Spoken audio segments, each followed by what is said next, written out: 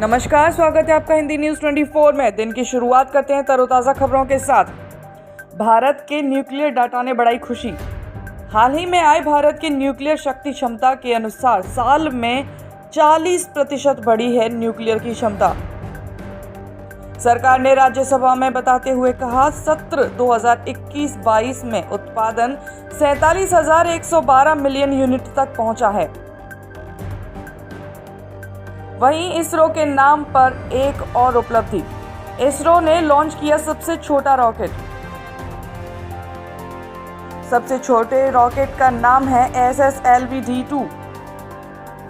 सबसे छोटे rocket SSLV-D2 ने 15 मिनट में उड़ान भरकर 3 सैटेलाइट को लॉन्च किया। लॉन्च की गई तीनों सैटेलाइट्स में एक सैटेलाइट स्पेस स्टार्टअप की आजादी SAT-2 की भी शामिल है।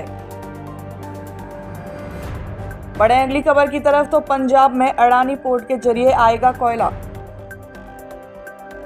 झारखंड का कोयला अब श्रीलंका होते हुए मुंडा पोर्ट से मंगवाने का दबाव हो रहा है। बढ़े अगली खबर की तरफ तो देश में पहली बार मिला लिथियम। जम्मू कश्मीर के एक रिहायशी इलाके में मिला 59 लाख टन लिथियम।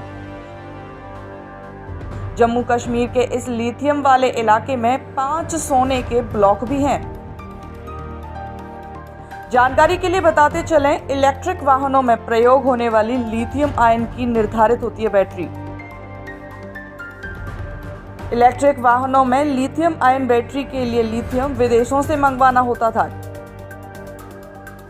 जिससे वाहनों की कीमत बढ़ जाती है। लेकिन अब जम्मू कश्मीर के लिथियम से बनेगी इलेक्ट्रिक वाहनों की बैटरी। बढ़े अगली खबर की तरफ तो टिकटॉक ने भारत के सभी कर्मचारियों को नौकरी से निकाला। भारत में टिकटॉक बैन होने के बाद अब टिकटॉक ने लिया बड़ा फैसला। टिकटॉक ने अपनी सभी कंपनियों से भारतीयों को निकालने का फैसला लिया है। टिकटॉक सभी कर्मचारियों को 9 महीने की सैलरी देकर निकालेगा। वहीं याहू भी करेगा छटनी। टिकटॉक के साथ याहू भी 20% कर्मचारियों को बाहर निकालने जा रहा है। बढ़े अगली खबर की तरफ तो 2.5 लाख ने छोड़ी भारत की नागरिकता। साल 2022 में 2.5 लाख लोगों ने भारत को छोड़ दिया।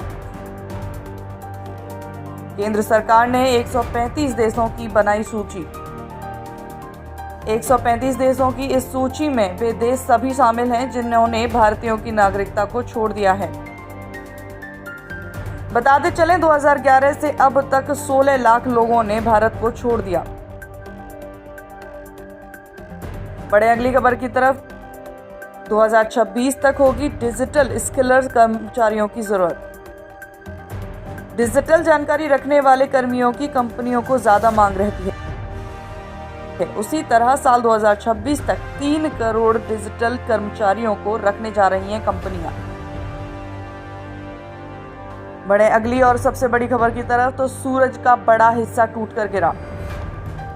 नासा के जेम्स वेब टेलीस्कोप में कैद हुआ वीडियो। इससे दूरभाष संचार में हो सकती हैं रुकावटें। अब खबर भारत के लिए गौरव की। 9 साल की भारतीय अमेरिकी बच्ची ने नासा का पाया सम्मान।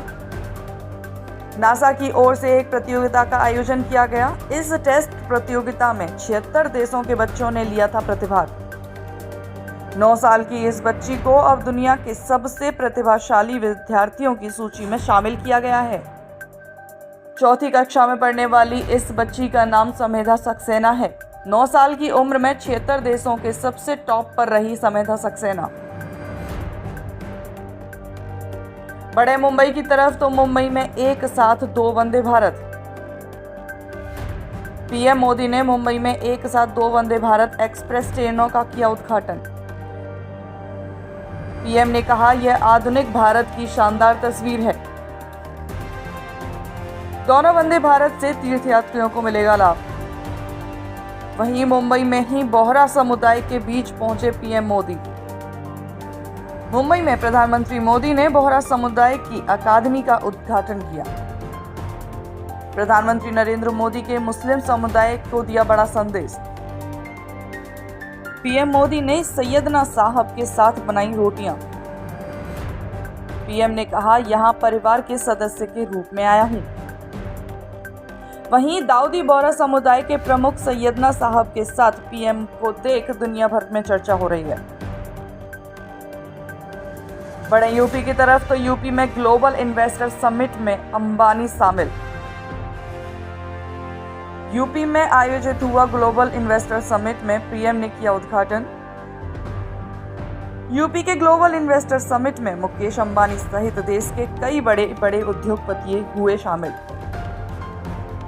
समिट के दौरान पीएम ने कहा, यूपी चैंपियन बनकर उभर रहा है। लोग कहते थे यहां विकास होना नामुमकिन है, लेकिन यूपी ने खुद को साबित किया है और डंके की चोट पर।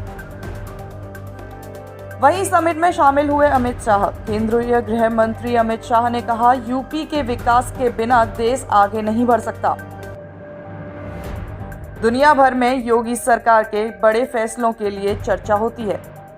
इसी तरह की तरोताजा खबरों के लिए बने रहें हिंदी न्यूज़ 24 के साथ। चैनल को सब्सक्राइब कर नोटिफिकेशन ऑन करें। मिलते हैं नई अपडेट के साथ हिंदी न्यूज़ 24 पर।